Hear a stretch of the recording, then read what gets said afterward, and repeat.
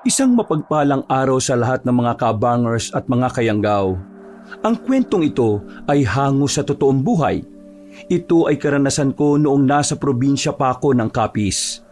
Bata pa lang ako ay alam ko na ang kapalaran na meron ng angkan ko.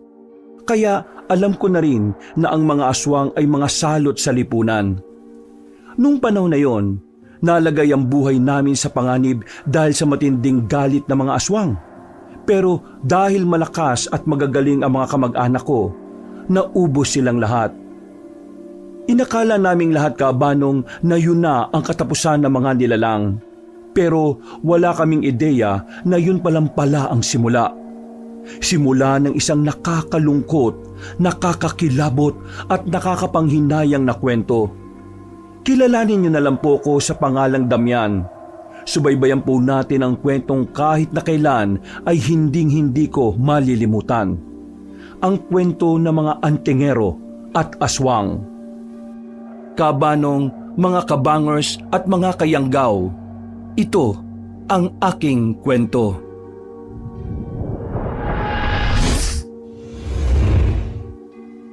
Bago nga pala magsimula ang ating kwento, sana'y mapindot nyo muna ang subscribe button at ang notification bell para lagi kayong nanonotify pag may bago tayong mga kwento. Pakibisita at pakisuportahan na rin ang iba pa nating mga channel. Ang Pamela Clamil Channel at ang Kabanong version 2.0. Kung wala sa mga nabanggit ko ang channel na mapapakinggan nyo na nagnanarita ko, yung channel na yon ay malamang ninakaw ang ating mga audio recordings. Huwag po nating suportahan. Mag-unsubscribe tayo dito. Naglalambing ako sa inyo na sana'y yung 3 channel lang ang ating suportahan. At huwag nyo rin kalilimutan mag-like at comment. Napakalaking tulong po ito sa ating channel para mas makapagatid pa kami sa inyo ng mga magaganda at mga nakakapangilabot na mga kwento. At ngayon, sa ating pagpapatuloy. Oh, pagtubig ka muna. Kanina ka pa dyan eh. Uy, ba't ka nandito? Hindi ba halata? Eh di para samahan ka. Ayaw mo ba? Hindi naman. Baka kasi nakakaabala ako sa trabaho mo. Huwag ka mag-alala. Palagi mo naman ako makakasama eh. Masasamahan na kita mag-insayo. Babalik ka na sa pagiging manunugis? Oo, marami na akong oras eh. Nangyari sa trabaho mo? Eh yun, nagkasagutan kami ni Erpat. Sabi niya eh, lumayas na raw ako sa bahay. Kaya yun, tinanggal na rin niya ako sa farm. Eh di, saan ka na ngayon yan? Hindi ba lata? Eh di sa bahay mo. Mag-isa ka na lang naman dun, di ba? Pambira ka rin talaga eh, no? Kaya siguro ang lakas ng loob mo kasi alam mo meron kang tutuluyan eh. Pre, alam mo naman noon pa mainit na ang dugo sa akin ni Erpat. Mula nang maniraan ako sa poder niya, banas na siya sa akin. Mas maganda na rin na umalis ako dun. Kaysa naman makasama ko yung binuo niyang pamilya sa ibang babae, di ba? Alam mo, bumalik ka na lang sa mama mo, mas mainam pa. Eh may iba na rin pamilya si mama eh. Kaya nga wala akong mapuntahan ngayon. Pasensya na, hindi ko alam eh. Doon na lang muna ako sa iyo. Huwag ka mag-alala, marunong naman ako sa gawaing bahay eh. Hindi naman ako tatamad-tamad no. Wala namang problema sa akin. Ang inaalala ko lang naman, alam mo namang wala akong matinong trabaho. Pa-extra-extra lang ako kasi nakafocus ako dito sa minana kong gawain. Walang problema. Marunong akong dumiskarte. Ay, siya nga pala. Nasaan nga pala si Omeng? Nasan pa? Malamang. Nandun na naman sa nililigawan niyang si Mildred. Oh, akala ko ba titigilan niya na yun kasi ayaw na ayaw sa kanya nung nanay. Di ko nga rin alam eh. Naloko na sa babae yun eh. Ayaw na nga akong samahan sa pagsasanay. Kumustahin natin? Baka nabubuang na yung isang yun. Pagkatapos ng pagsasanay ko, agad na rin naman akong sumama kay Gab-Gab. Malapit lang naman ang baryo sa gubat na kinalalagyan ko. Pagdating namin ay pinuntahan namin ang bahay ni Omeng. Ang kaibigan namin na parang hindi kayang mabuhay kapag walang babae. Nakita namin si Omeng na nakaupo sa gilid ng bahay nila. Tulala, malalim ang iniisip. Sa sobrang lalim, hindi na niya namalaya na naroon na kami. Hindi ba siya matatauhan kung hindi ko siya tatapikin sa balikat? Uy, ano na naman yung iniisip mo? May problema ka na naman ba? Babae na naman siguro, no? Uy, nandito ba kayo para pagtawanan ako? Bakit ka naman namin pagtatawanan eh? Hindi nga namin alam kung anong nangyari sa'yo. Ano bang problema? Ayaw talaga sa akin ng nanay ni Mildred eh. Talagang hinahamak niya ako. Ilang beses ka na kasi namin sinasabihan. Humanap ka na lang ng ibang babae. Yung hindi masama ugali ng nanay. Kaysa sa ganyan. Bira ka naman, oh. Gusto rin naman kasi ako ni Mildred. Nanay niya lang talaga yung pumipigil sa aming dalawa. Kung talagang gusto ka ni Mildred, di ipaglaban ka niya. Pinaglalaban naman niya ako eh. Kaso, hindi siya makapalag sa nanay niya. Kasi nanay niya yun eh. Ano bang pwede kong gawin? May alam akong paraan. Pero medyo kailangan mo rito ng kapal ng muka. Hindi ba mapapahamak yung kaibigan natin dyan? Hindi naman. Kapal ng muka ang puhunan. Ano ba kasi yan? Lumapad ang ngiti ni Gabgab. Sa ngiting yun pa lang, alam ko nang kakaiba na naman ang naiisip nito. Pagsapit ng gabi, nagbihis na rin kami. Kinuha ko ang gitara ko, nakatutono pa lang. Sinamahan na rin namin ng mga bulaklak, nakapipitas lang din sa gubat. Nung gabing yon, manghahara na kami sa bahay ng babaeng nililigawan ni Omeng. Pero hindi si Mildred ang haharanahin namin. Walang iba kundi ang nanay nito. Ang sabi kasi ni Gabgab, mas maganda rin daw kung pati ang mga magulang ng babae ay hinaharana rin. Isa raw itong paggalang at pagbibigay halaga sa tradisyon ng mga Pilipino. Naniwala naman kami sa kanya dahil siya ang mas maraming karanasan pagdating sa mga babae. Sigurado ka magiging epektibo to ah. Oo naman. Ilang beses ko na itong ginawa sa mga naging kasintahan ko eh. Ano nangyari? Bakit ka hiniwalayan? Yung babae ng mga may problema, hindi ang mga magulang. Ayan na. Kinakabahan na ako. Huwag kang kabahan. Ipakita mo na kalmado ka lang. Kapag napansin ni Aling Minda na kinakabahan ka, baka isipin niyang hindi ka tunay na lalaki. Baka mas lalo lang madagdagan ng dahilan niya para tutulan ng landian yun ni Mildred.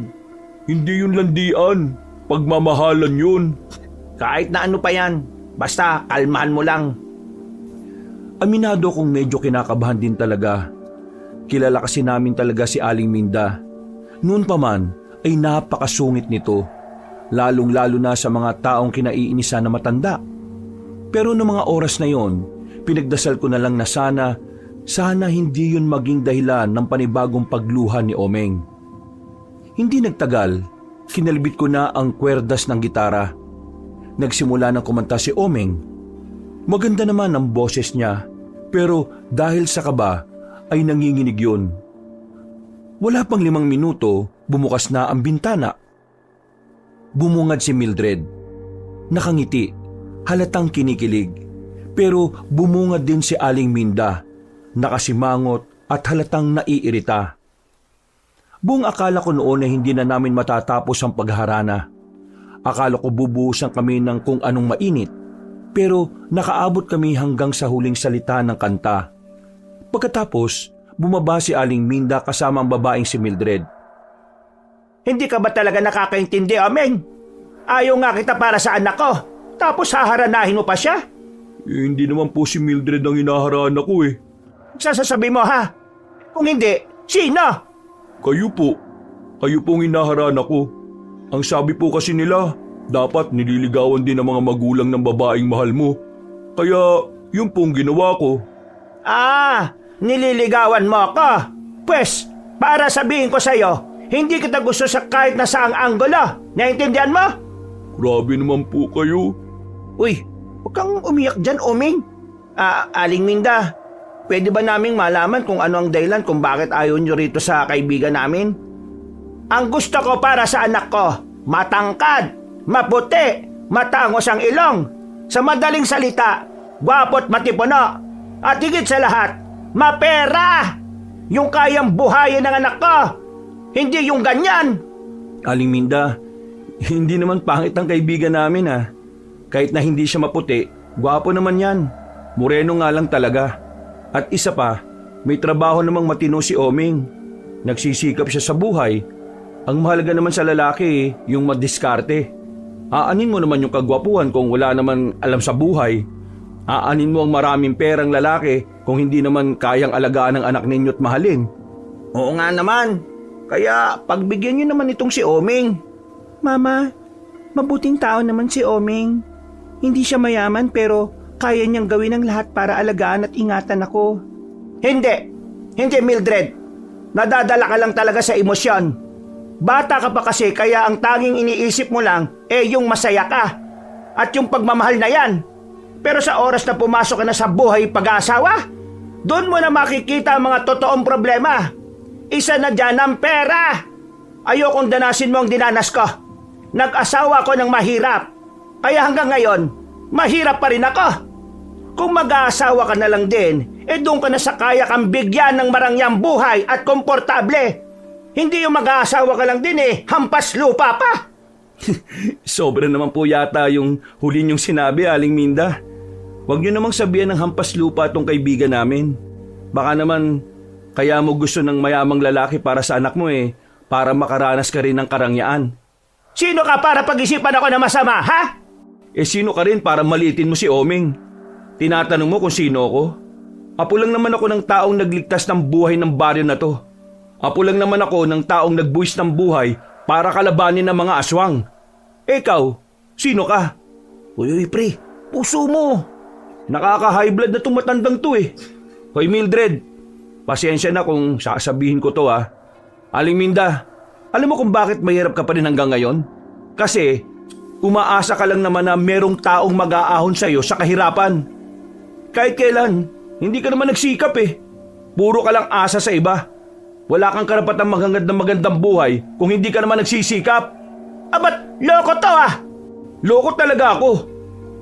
Bakit? Ano bang gusto mo? Suntukan na lang tayo. Uy, tarantado ka ba?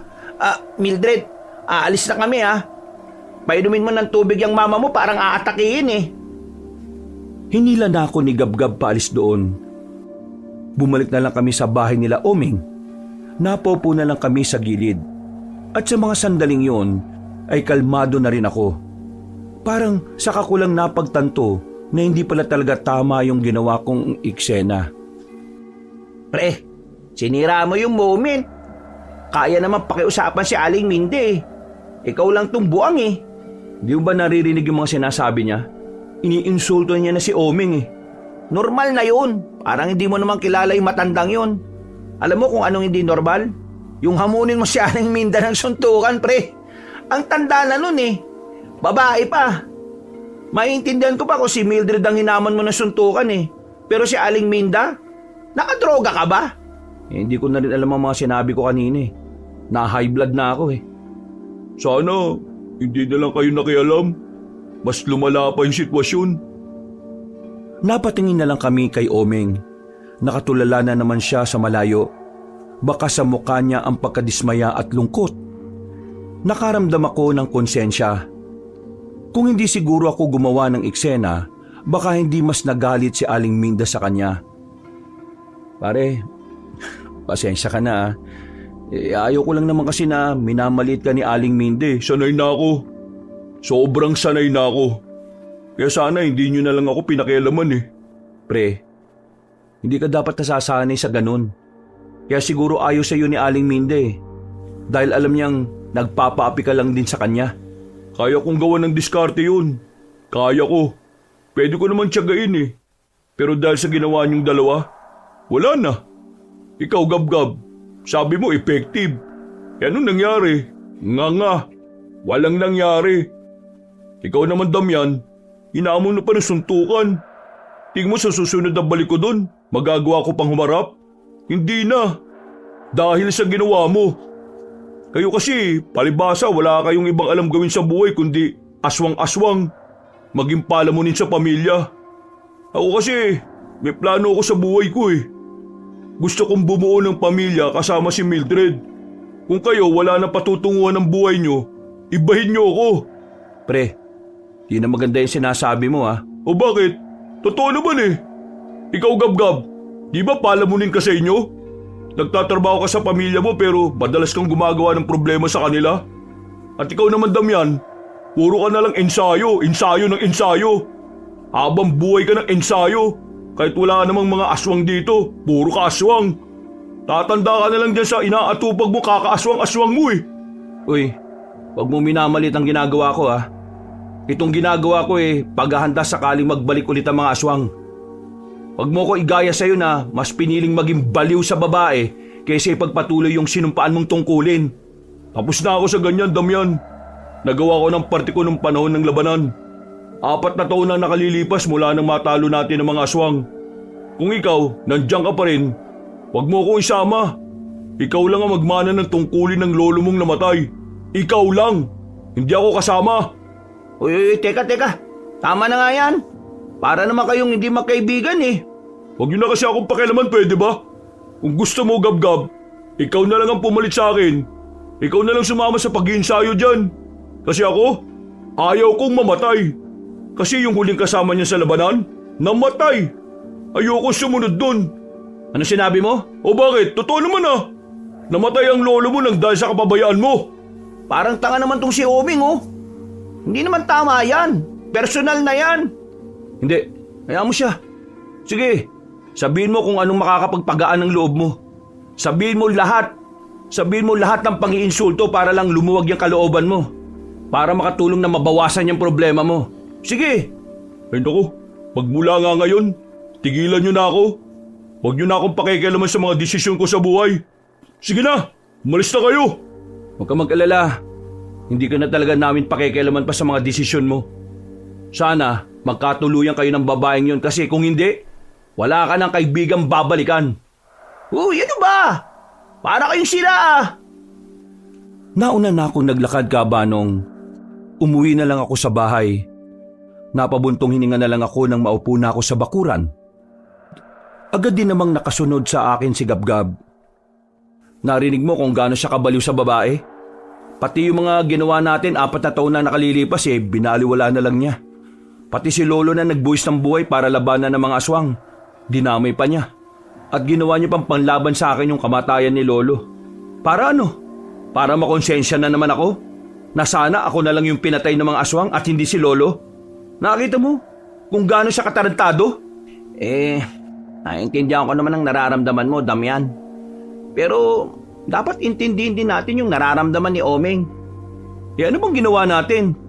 Kulang ang pag-unawa natin, pre. Kulang. Paano kulang? Hinayaan na nga natin siyang kumalas sa samahan para lang makipaglandian siya ron sa babaeng yun.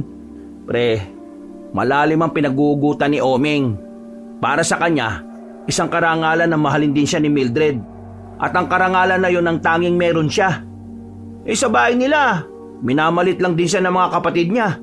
Ganon din yung tatay niya. Kaya si Mildred, parang medal yun sa kanya.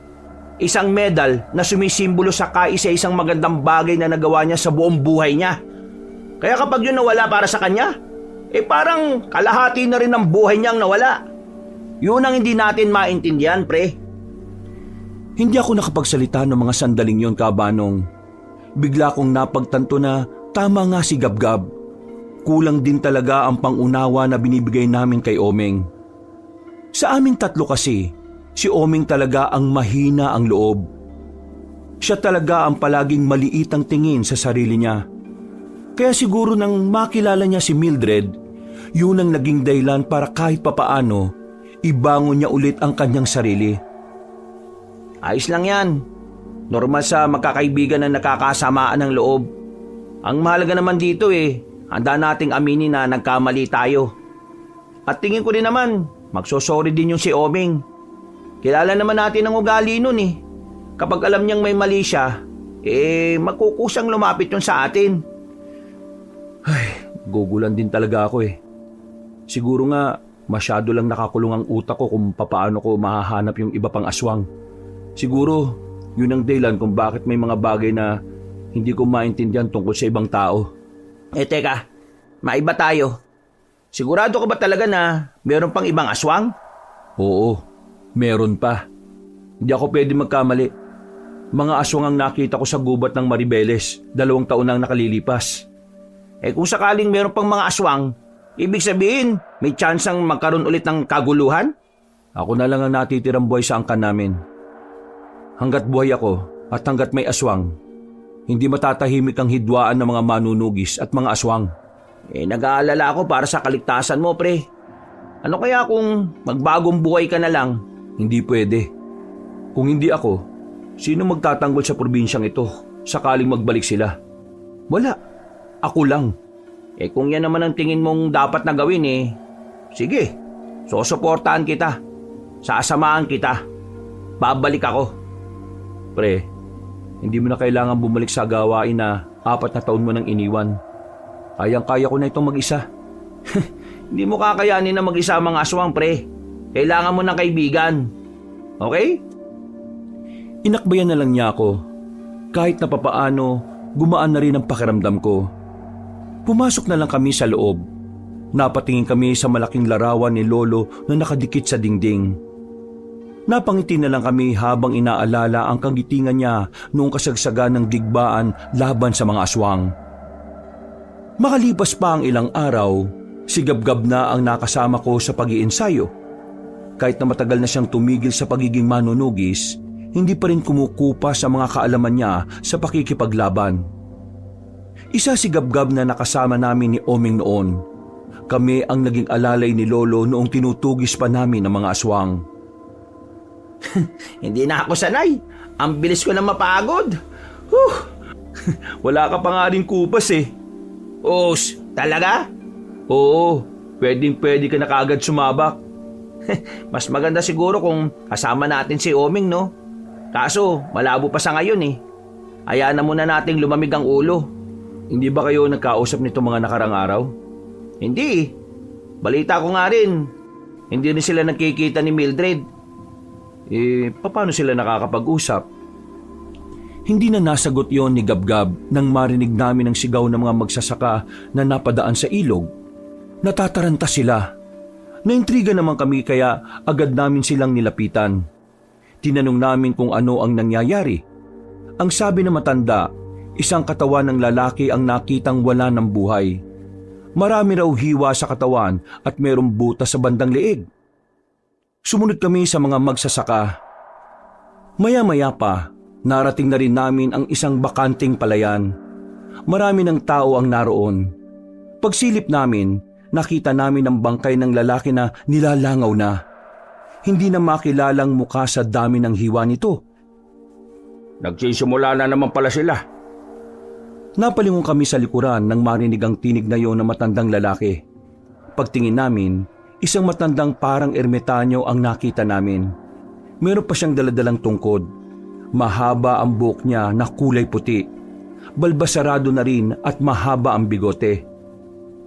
Sinong sila ang tinutukoy niyo? Kung sino ang nasa isip niya, yon ang tinutukoy ko. Naglakad na paalis sa matanda, pero dahil napukaw niya ang atensyon ko, sinundan ko siya at hinarangan. Aswang bang tinutukoy niyo? Mukhang yon ang nasa isip mo. Sino ba kayo?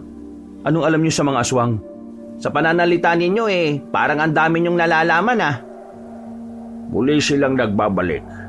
Muli silang maghahasik ng kadiliman sa probinsyang ito. Muli nilang babawin ang lupain na minsan na nilang inakala na sa kanila. Kaya maghanda tayo. Kailangan nating ihanda ang ating mga sarili. Pakilala mo kung sino ka para pagkatiwalaan ka namin sa mga sinasabi mo. Hindi naman mahalaga kung ano ang pagkakakilanlan ko. Ang mahalaga, alam na nating malaki ang posibilidad na mangyari ang nakaraan. Pamisteryo pa talaga to si Manong Wala silang pinipili. Wala silang tsak na punteriya. Marahil ay kung sino-sino lang ang makita nila. Depende kung kailan sila nagugutom. Hindi sila kumakain ng laman. Dugo ang prioridad nila. Pero sa mga susunod na buwan, baka kumain na rin sila ng laman ng tao. Alam niyo naman siguro ang ugali ng mga aswang. Hindi sila nakokontento. Sabihin mo, gaano sila kadelikado ngayon? Walang nakakaalam. Walang makakatukoy. Malalaman lang natin yan kapag tayo na mismo ang nakaharap nila. Ngumiti ang matanda sa amin. Isang misteryosong ngiti. Naglakad na ang matanda palayo. Pinagmasdan na lang namin siya at hindi na rin namin sinundan. Pero ang totoo, nahihiwagaan kami sa kanya. Yung kasi ang unang pagkakataon na nakita namin siya sa lugar namin. Medyo duda ako sa matandang yun Parang ang daming nalalaman Hindi parang, marami talaga siyang nalalaman. Napabuntong hininga na lang ako, Kabanong. Binalikan na lang namin ang bangkay na pinagkakaguluhan ng mga tao. Maya-maya pa, dumating na rin ang mga pulis para imbestigahan yon. Nawala na rin kami ng pagkakataon na tingnan ng mas malapitan ng bangkay. Pero nung oras na yon, alam ng lahat ng tao na maaaring aswang ang dumali sa lalaki. Kumalat yun sa buong baryo namin. Dahilan para makapagdulot na naman ito ng takot sa mga residente. Parang bumalik ang kilabot na nararamdaman namin 4 na taon na ang nakalilipas. Hanggang sa sumapit ang kinagabihan. Ramdam ang takot ng mga tao. 6:00 pa lang kasi ay nasa loob na ng bahay ang mga tao. Anong binabalak mo ngayon, pre?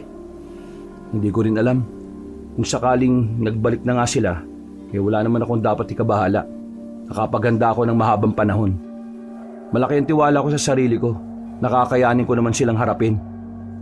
Pre, kasama mo ako Pero ano bang sabi ng ibang miyembro ng samahan? Wala.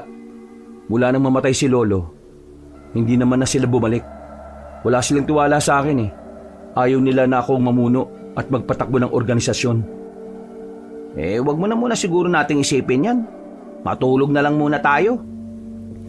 Isasara na sana ni Gabgab ang pintuan nang biglang makarinig kami ng malakas na sigaw ng lalaki. Naalarma kaming dalawa. Agad naming kinuha ang katana namin. Muli namin pinakinggan kung saan nagmumula ang sigaw. Nang makasiguro na kami kung nasaan yon, ay agad na namin pinuntahan.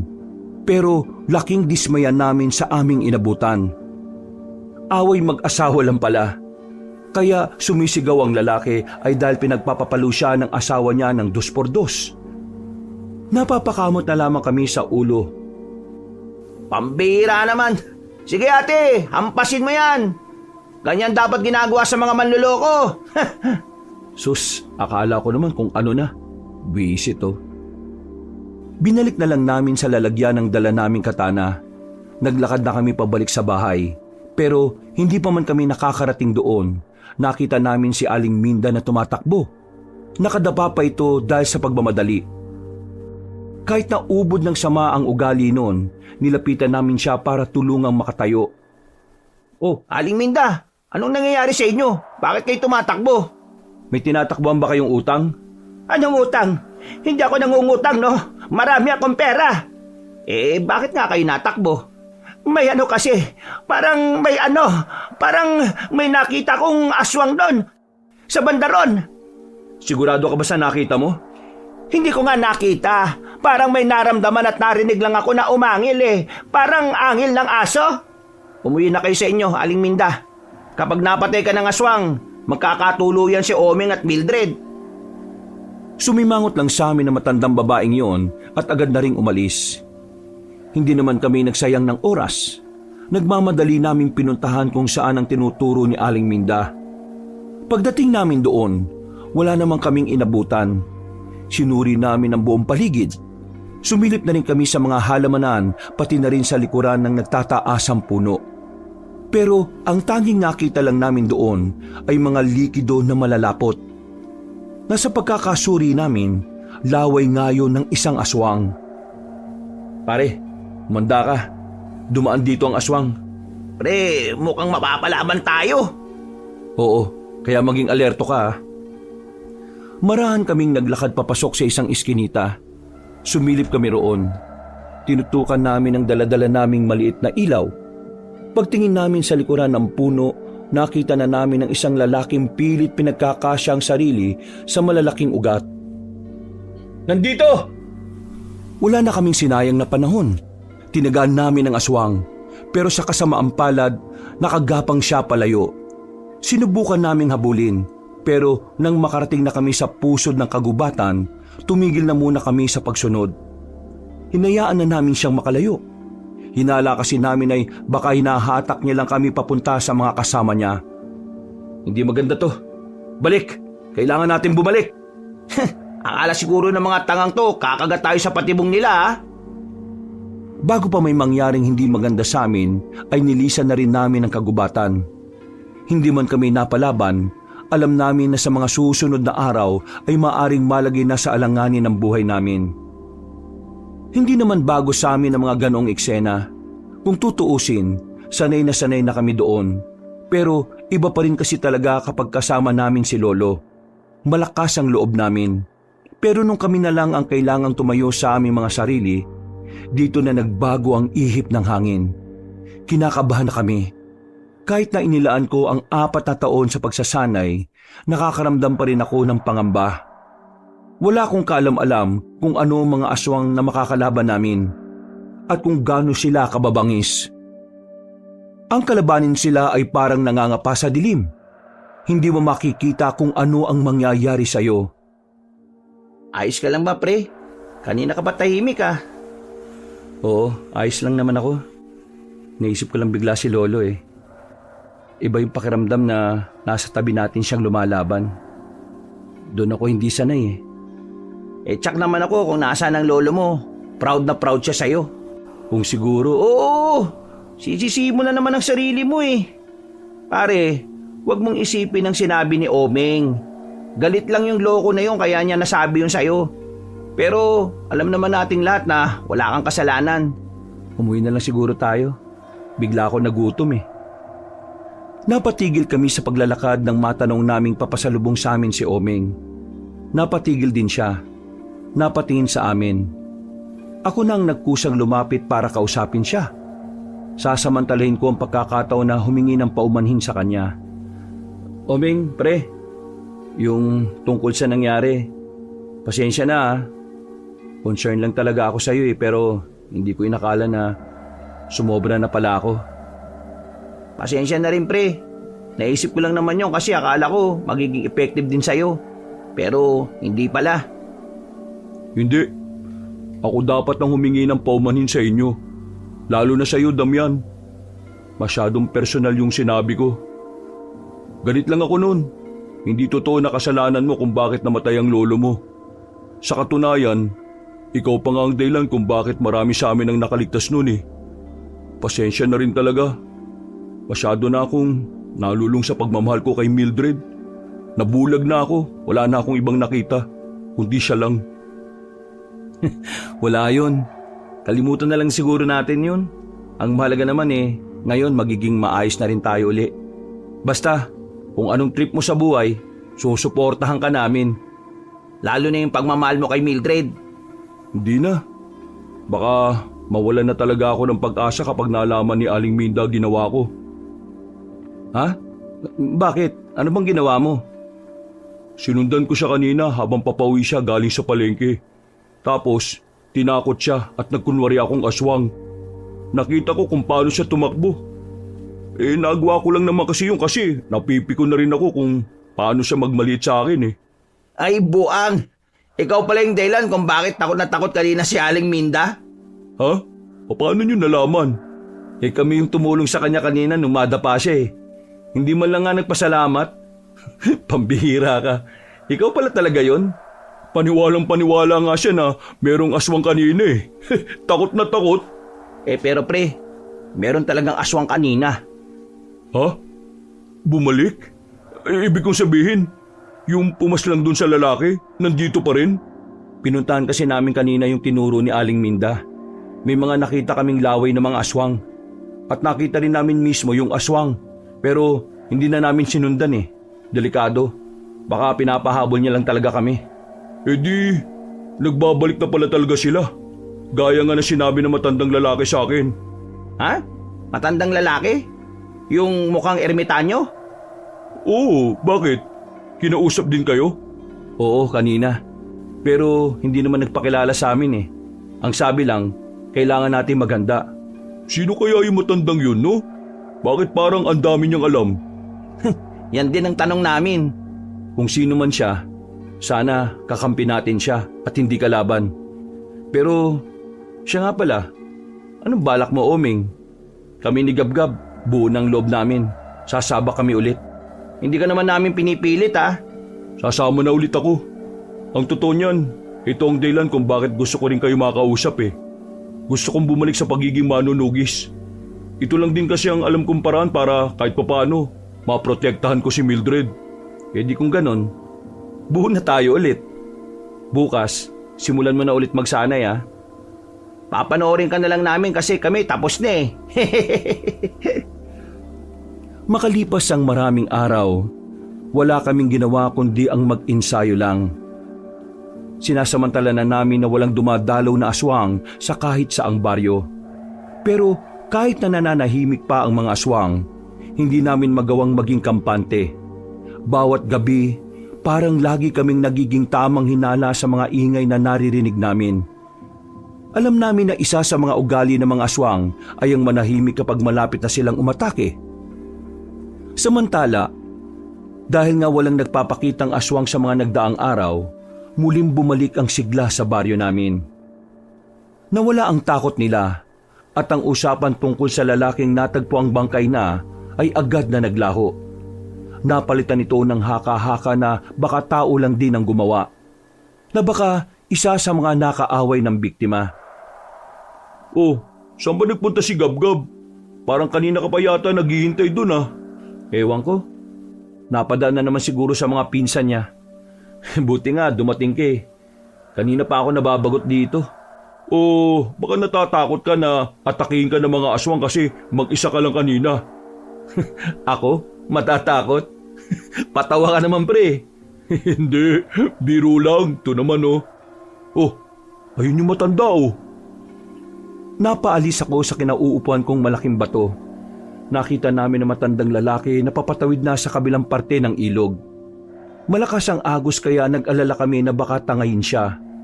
May kapayata na rin kasi ang matanda.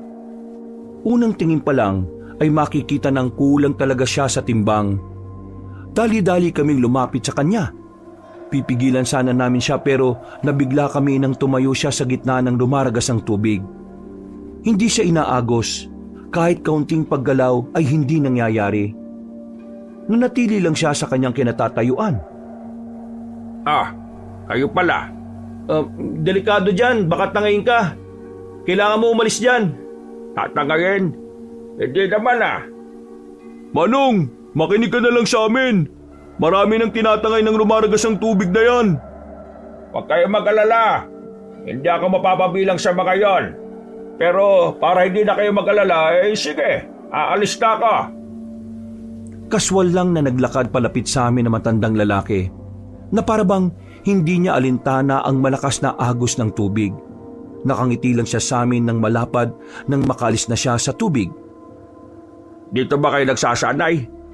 Oo, doon ho, sa bandaron. Madalas ako napapadaan dito ng mga nakaraang araw. Parang ang ganda kasing maglakbay-lakbay sa gubat dito malapit sa inyo. Ang daming makukuhanan ng pagkain. Nagkatinginan kami ni Omeng. Pareho kaming nahihiwagaan sa matandang aming kaharap. Presensya pa lang kasi niya ay parang may kakaiba talaga sa kanya. Napansin ng matandang lalaki na seryoso ang tingin namin. Huminga siya ng malalim. Naupo sa malaking bato at itinukod ang kanyang tungkod. Marahil nagtataka pa rin kayo kung sino ako. Kaya sige, para mapatibay natin ang pundasyon ng tiwala, magpapakilala na ako sa inyo. Ako si Horolan, isa akong manlalakbay, isang albularyo. Naglalakad ako para maghanap-hanap ng mga epektibong panggamot sa kahit na anong malubhang sakit. Kasama sa paglalakbay ko ay ang pagiging mulat sa presensya ng mga aswang sa probinsya na ito, ang Capiz. Marami akong nalalaman sa mga aswang dahil matagal ko na silang inaaral. Sa katunayan 4 na taon na ang nakalilipas. Nasaksihan ko ang labanan dito. Pero noong panahon na yon, wala naman akong magawa. Albularyo lang naman ako. Hindi naman ako manunugis. Kaya pagkatapos ng labanan at nanalo ang mga manunugis, umalis na rin ako. Kung ganon, ano pang iba mong nalalaman?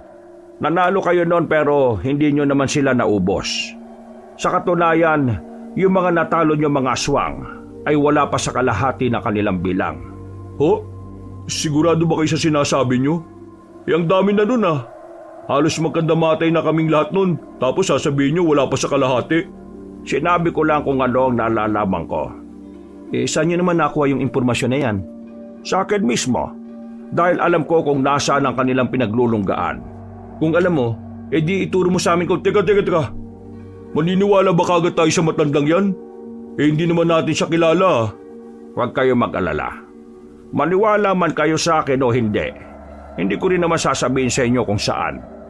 Kailangan nyo munang dumaan sa matinding pagsasanay para maihanda kayo sa kanila. Hindi nyo sila mauubos kung wala kayong sandata na makakatalo sa kanila. Hindi itako katana ang tinutukoy ko, kundi anting-anting. Ano naman ang alam mo sa anting-anting? Ang sabi mo kanina, albularyo ka lang. Pero wala akong sinabing pangkaraniwang albularyo lang ako. Muli siyang tumayo at saka tumingin sa malayo. Malapad ang kanyang ngiti. Sobrang kalmado. Parang normal na lang talaga sa kanya na pag-usapan ng mga aswang. Bagay na nagpapatunay na hindi nga siya pangkaraniwan. Meron akong 3 na anting-anting na inaalagaan. Hindi ko sila pagmamay-ari. Dahil hindi naman ako gumagamit nun. Pag-aari sila ng mga kaibigan kong albularyo noong araw. Pero namatay sila ng dahil din sa mga aswang. Kailangan ng mga bagong tagapangalaga ng anting-anting na yon. Kung talagang gusto niyong matalo mga aswang, hahayaan niyo kung tulungan kayo. Bakit mo naman ito ginagawa? Malaki ba ang kasalanan ng mga aswang sa'yo? O baka dahil lang sa mga kaibigan mong napatay nila? Sobrang laki na kasalanan nila sa akin. Mas malaki pa sa mga pututoy ninyo. Sila ang sumira ng buhay ko. Kaya gagawin ko ang lahat para maubos sila. Maniniwala lang kami sa mga sinasabi mo kapag napatunayan mong totoo mga yun. Nagdududa ka pa ba na hindi ako albularyo? O kung naniniwala ka man, iniisip mong pipitsuging albularyo lang ako? Pwede nating subukan. Dumistansya ng bahagya ang matandang si Horolan. Sumenya siya kay Omeng. Pinapalapit niya ito. Napangisi naman si Omeng dahil masyado siyang kampante. Pero ako, bigla kong kinutaban nang makita ko kung paano iporma na matanda ang paa niya. Sigurado ka talagang lalabanan mo ako sa sparring ha? Etong si Damian nga, iniiwasan ako makasparring eh. Huy, pinagsasasabi mo. Subukan lang natin. Kapag napalhod kita, ibig sabihin totoo mga sinabi ko. Kapag ikaw ang napalhod ko, anong kapalit? Kapag napalhod mo ko, pagsisilbihan kita hanggang sa dulo ng aking hininga. Ngumiti ng nakakaloko si Omeng. Naniniwala siya na gagawin niya lang punching bag ang matandang yon. Nang bitiwan na nila ang kanilang mga hawak, lumusob na rin si Omeng. Isang malakas na suntok ang kanyang pinakawalan. Pero binigla kami na matandang yon. Walang kahirap-hirap na nailaga ni Mang Horolan ang suntok ni Omeng. Sinundan pa ni Omeng ng isa pang suntok. Pero sa halip na makatama siya, ay siya pa ang nadali na matanda. Tinamaan siya ni Mang Horolan ng malakas na suntok sa bandang panga. Dahilan para mapatigil sandali ang kaibigan ko. Iiling-iling siya nang makaramdam siya ng pagkahilo. Lakas mo makachamba. Tignan natin. Nagubad na ng damit si Omeng. Dali-dali niyang nilapitan si Mang Horolan. Pero kahit na anong gawin niya, ay hindi man lang niya maidaplis ang kanyang kamao. Parang pinaglalaruan lang din siya na matanda. Maya-maya pa, isang malakas na suntok naman ang ginawa ni Mang Horolan sa tiyan ni Omeng. Sa lakas ng suntok, napaluhod na ang isa nitong tuhod. Hindi na ito nakatindig ulit. Paano ba yan? Mukhang ako nanalo. Sabihin mo nga sa akin, matanda ka ba talaga? Alam mo, wala naman kasi sa edad yan. Nasa dami na ng karanasan mo yan sa buhay. Matanda na ako. Alam ko na ang lahat ng anggulo ng pakikipagbasag ulo. O ngayon, naniniwala ka na ba sa sinasabi ko? Oo, naniniwala na ako. Di naman pwedeng hindi parang binugbog mo na ako rito eh. Hindi ako ganyang bumugbog. Pero dahil naniniwala naman na kayo sa akin, pwede na nating simulan bukas ang ating misyon. At yun ay ang iisa-isahin ng mga aswang. Pero teka, nasaan yung isa niyong kasama? Bakit hindi ko siya nakikita rito? Bigla naming naalala si Gabgab sa tanong na yon ni Mang Horolan. Lagpas isang oras na kasi siyang hindi nakakabalik sa kagubatan, kaya naman naalarma na kami. Kasama namin si Mang Horolan nang lisanin namin ang gubat. Bumalik kami sa baryo namin. Pinuntahan ko siya sa bahay pero wala siya roon. Nagtanong-tanong na rin kami pero walang makapagsabi kung nasaan siya. Dakong 7:00 ng gabi, hindi pa rin namin nasisilayan ang kahit na anino niya. Dalawa na lang kami ni Oming ang magkasama sa paghahanap sa kanya. Si Mang Horolan ay nauna nang umalis at nagsabing magpapakita na lang ulit kinabukasan. Ano na kaya nangyari sa lukulukong yun? Medyo kinakabahan na nga ako eh. Kilala mo naman si Gabgab, di ba? Magsasabi yun kapag hindi siya makakabalik. Hindi kaya may nangyari ng masama sa kanya? Huwag naman sana. Ipinagpatuloy namin ang paghahanap. Lahat ng pwedeng puntahan ni Gabgab ay napuntahan na namin. Maya-maya pa, naisipan namin pumasok na sa gubat. Ayaw man naming isipin pero may kaisipan kami na baka nadukot siya ng mga aswang at dinala na sa kagubatan. Pinuntahan namin ang parte ng gubat kung saan namin hinabol ni Gabgab ang aswang. Pagdating namin doon ay nagtago na muna kami sa likuran ng malapad na puno. May naririnig na kasi kaming kumakaluskos. Parang may gumagalaw sa mga tuyong dahon. Hawak ang katana, marahan naming sinilip ang parteng likuran ng bayabasan. Dahil tanging liwanag lang naman ng buwan ang nagsisilbi naming ilaw, medyo kinakabahan kami dahil hindi namin maaninag ng maayos ang paligid. Pero nang nasa harapan na kami ng bayabasan, may nakita kaming lalaki roon na nagtatago. Tatagi na sana namin pero napagtanto namin na si Gabgab pala ang lalaking yon. Gabgab? Linti ka. Ilang oras ka na namin hinahanap, nandito ka lang pala. Ano ba ginagawa mo rito? Shh! Huwag kayong maingay. Ano nga pwede ba? Huwag nga muna kayong maingay. Sige na, makisama na lang kayo. Tinikom na lang muna namin ang aming bibig kabanong. Noong mga sandaling yon ay nakikiramdam kami sa paligid. Ang sabi kasi ni Gabgab, meron daw siyang sinusundang aswang. Pero hindi niya sigurado kung ang aswang na yon ay ang aswang din na una naming nakita. Naglakad kami ng maingat. Diretso lang ang direksyon namin hanggang sa makarating na kami sa nagtataasang talahiban. Lagpas tao yon kaya hindi na namin makita kung ano ang patutunguhan namin. Nakahanda lang ang mga hawak naming sandata. Maya-maya pa, "Yuko!" Buti na lang ay nagawa namin makailag. Kung hindi, baka tumatagas na ang dugo namin sa leeg. Isang aswang kasi ang bigla na lang lumitaw at lumundag sa amin. Dahil alanganin kami sa lugar na yon, tumakbo kami paalis sa talahiban. Nang makarating na kami sa gilid ng daan, biglang nawala ang aswang. Sinuyod namin ang tingin ng paligid, pero wala kaming makita. Nandyan lang yan. Nililin lang niya lang tayo. Sinasabi ko na nga at aswang talaga yun eh. Kanina nga po ito pa sinusundan yun eh. Tudasin na natin, aswang pala eh. Wag tayo makampante. Mabilis siya. Kailangan natin maging alerto. Dito, sa bandang to, tara. Nauna na akong naglakad. Lalapit pa lang sana kami sa mga kawayan nang biglang may humila na kay Gabgab sa likuran. Nakakapit siya sa mga damo at dali-dali naman namin siyang tinulungan. Hindi siya nakuha ng aswang pero may sugat ang binti niya dahil sa haba ng kuko ng nilalang na yon. Humanda kayo ngayon. Nagpakita ka pa talaga ha? Ingat ha. Hindi to pangkaraniwang aswang. Sabay kaming lumusob ni Omeng. Pagtaga namin sa aswang ay nagawa niyang hawakan ng kamay ko. Hinila niya ako at tinangkang kagatin. Mabuti na lang at mabilis na nakaresponde si Omeng.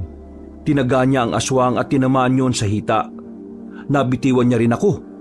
Nakahanap ako ng magandang tiyempo. Tinaga ko rin yon at tinamaan naman sa bandang balikat. Pero kahit nasugatan na siya, parang wala lang sa kanya ang ginawa namin. Nakatindig pa rin siya ng diretsyo. Sa halip, mas lalo pa itong nagalit. Kakaiba nga ito. Hindi tayo pwedeng maging kampante sa siraulong to. Hindi nagtagal ay umatake na rin ang aswang sa amin. Laway na laway siya. Parang gutom na gutom talaga. Mabilis ang aswang na yon. Aminado akong medyo nabigla ko dahil hindi ganun kabilis sa mga nakalaban namin 4 na taon na ang nakalilipas. Tinamaan ako sa braso pero buti na lang ay hindi sobrang lalim ng pagkakakalmot niya. Si Oming naman tinamaan na rin sa kanyang hita pero kaya naman naming tiisin. Sanay naman na kami sa mga sugat dahil napapalaban din naman kami noon. Mukhang di na talaga natin kabisado ang mga aswang ngayon. Kailangan muna nating umatras. Anong atras? Kaya naman natin eh. Kaya nga natin pero ang inaalala ko, paano kung dumating yung ibang kasama niya? Visit talaga oh. Huwag mong pairalin ng emosyon mo, Omeng.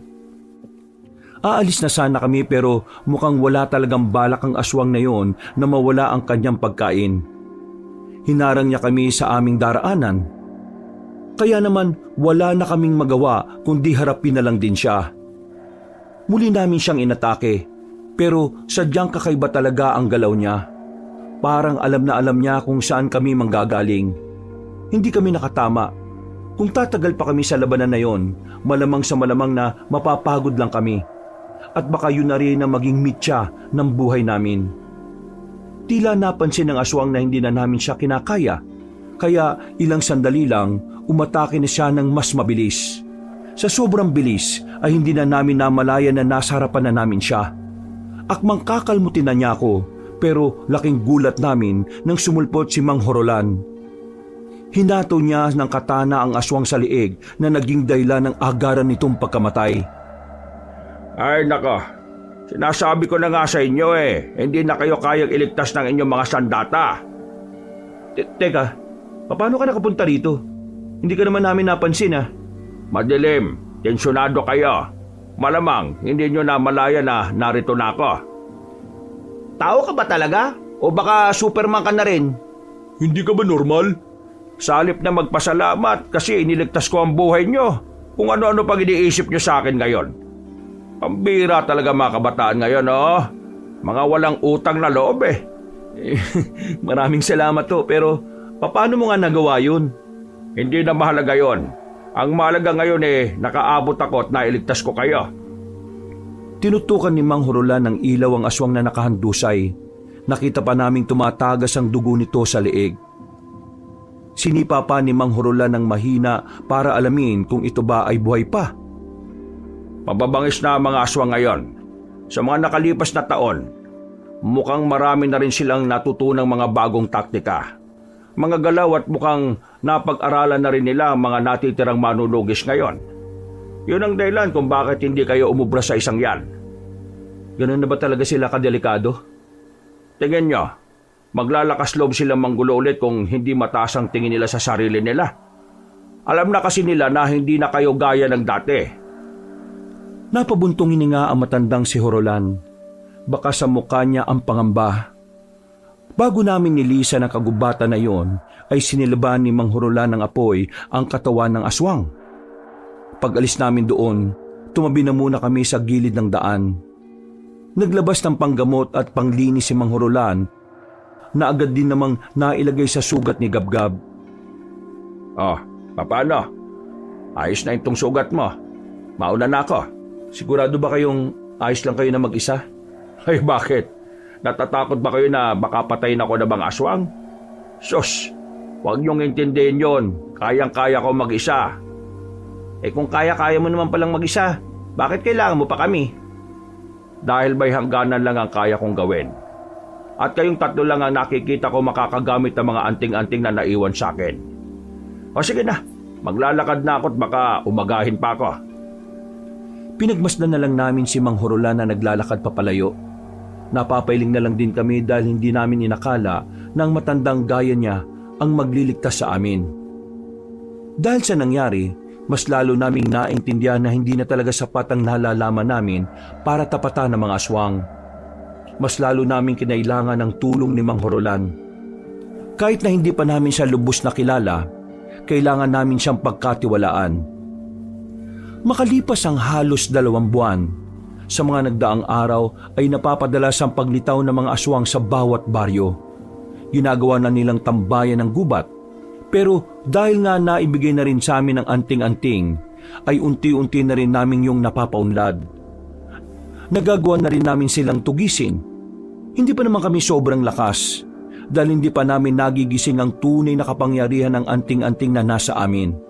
Pero ang mahalaga sa amin, kahit na papaano ay nagkakaroon kami ng lakas ng loob para protektahan ang kapayapaan. Mas naging malapit din ang kalooban namin kay Mang Horolan. Magaan talaga ang pakiramdam namin sa kanya.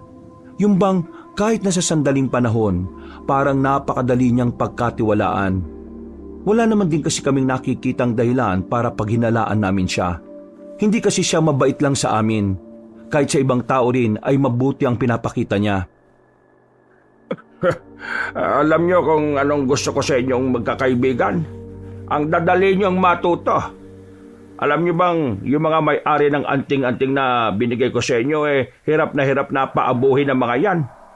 Pero kasi hindi na rin naman ako magtataka kung bakit ang dali niyong nagamit ang anting-anting.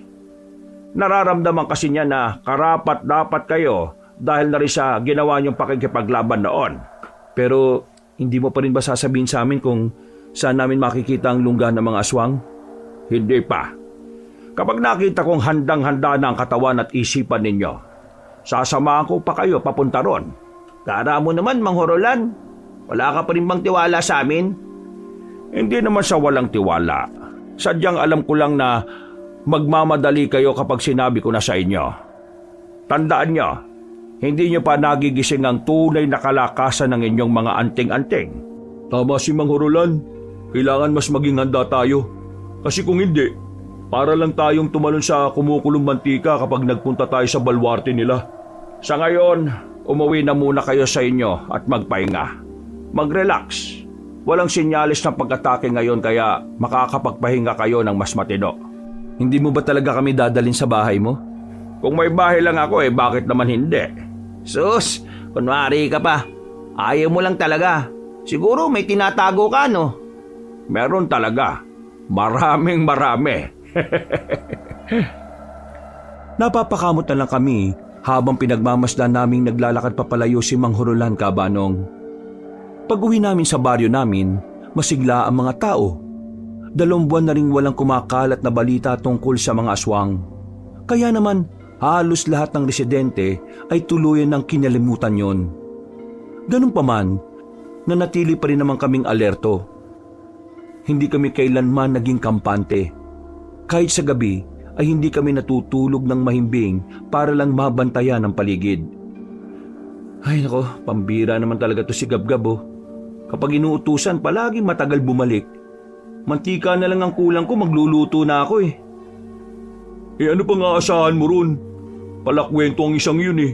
Baka napakwento na naman sa mga kakilala niya. Oh, ayan na pala. Utik, salamat naman dumating ka. Omeng, Tagal mo. Mantika lang naman ang pinabibili si Aling Minda at si Mildred. Pagkasabi niyo ni Gabgab ay agad na binitiwan ni Omeng ang kanyang sinisibak. Nilapitan niya agad si Gabgab at saka inuga-uga sa balikat. Para kang timang kong makauga. Bitiwan mo nga ako. Ano ba? Wala akong pakialam kay Aling Minda. Pero anong nangyari kay Mildred? Ito na nga. Si Aling Minda at si Mildred, nakita ko sa bakuran nila. Iyak ng iyak. Takot na takot. Narinig ko, inatake raw sila ng aswang. Hinabol daw sila mula kanto hanggang dun sa daanan sa tulay. Katangahan naman talaga eh. Bakit dun sila duman wala nang katao-tao dun sa ganitong oras? Oh, Omeng, saan ka pupunta? Oy! Hindi na sumagot si Omeng at dali-dali na rin itong naglakad papunta sa kinaroroonan nila Mildred. Pagdating namin doon, ay marami ng tao sa harapan ng bahay nila. Hinawi naman namin sila at saka nilapitan ng mag-ina. Ang masamang ugali na si Aling Mildred ay parang basang sisiw sa mga sandaling yon. Tulala, bakas ang kilabot sa kanyang kilos at pananalita. Wala akong mabakasang kahit na anong kasungitan sa kanya noon. Ano nangyari dito? Mildred, totoo ba na inatake kayo ng aswang? Oo, batang aswang. Bata siya. Kamuntikan na niya kaming makagat. Kung di lang ako lumaban. Nasaktan ka ba? Ayos ka lang ba? Oo, ayos lang naman ako. Pero natatakot ako na baka balikan kami ng batang aswang na yon. Huwag ka mag-alala. Hindi ko hahayaan na makalapit sila sa bahay ninyo. Maraming salamat, Omeng. Talagang kailangan kita. Anong tingin mo? Papayagan na kitang manligaw sa anak ko? Porque kaya mong labanan ng mga aswang? Yan na nga ba sinasabi ko eh. Masama talaga ugali niya. Kahit na naalagay na sa panganib ang buhay nila. Aling Minda naman, hindi tong oras para dyan. Nandito ako para sa kaligtasan nyo, hindi para makipagtalo.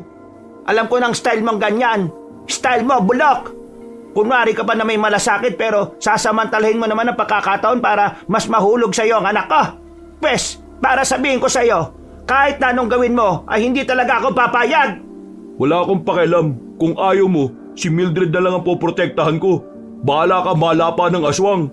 Anong sinabi mo? Kahit na kailan talaga, hindi ka dinapuan ng kabutihan eh, no? Mildred, ikaw na nga lang ang poprotektahan ko. Itong nanay mo, pababayaan ko na lang to na mangat-ngat ng aswang. Total, wala rin naman tong pakinabang sa akin eh. Oming naman. Kayong lahat, ihandaan niyo ang sarili niyo dahil nagbabalik na sila.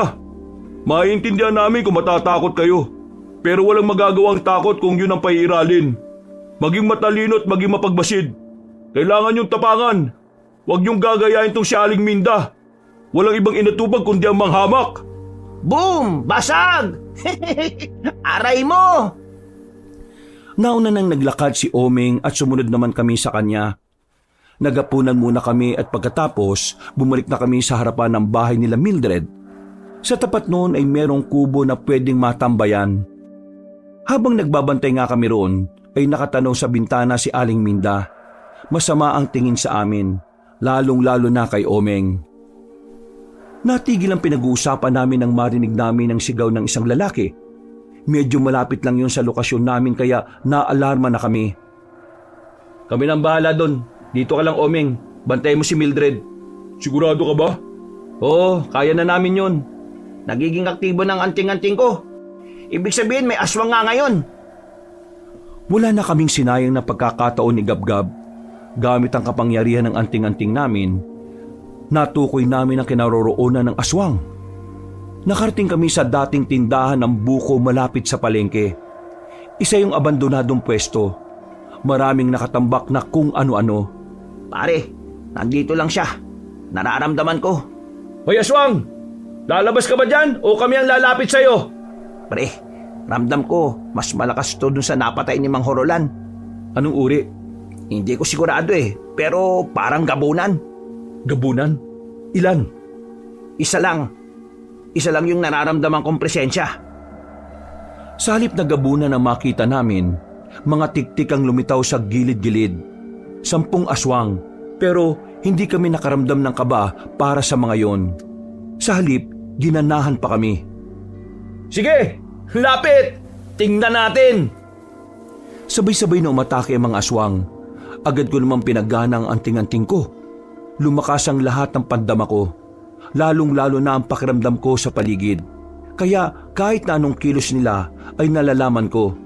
Dahilan para makailag ako ng walang kahirap-hirap. Bukod pa rito, gumaan din ang kamay ko.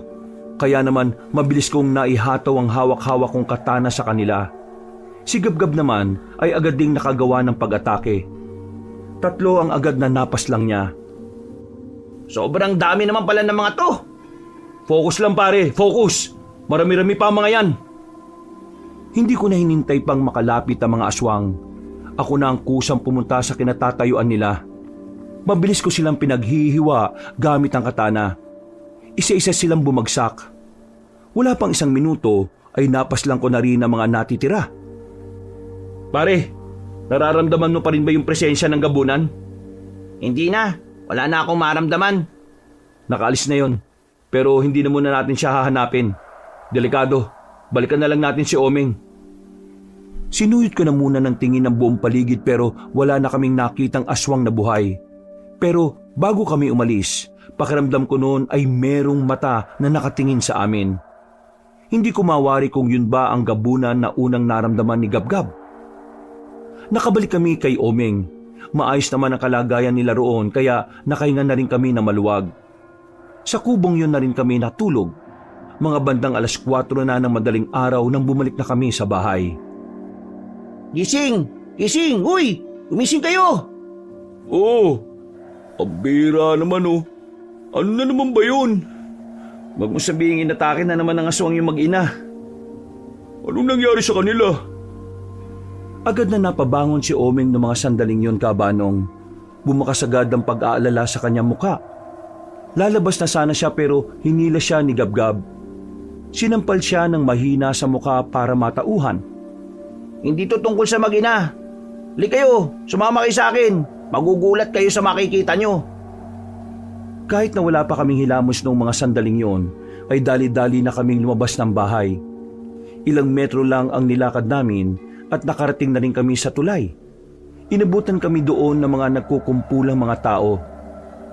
Pagtingin namin sa gilid ng tulay ay may mga bangkay na nakasabit doon.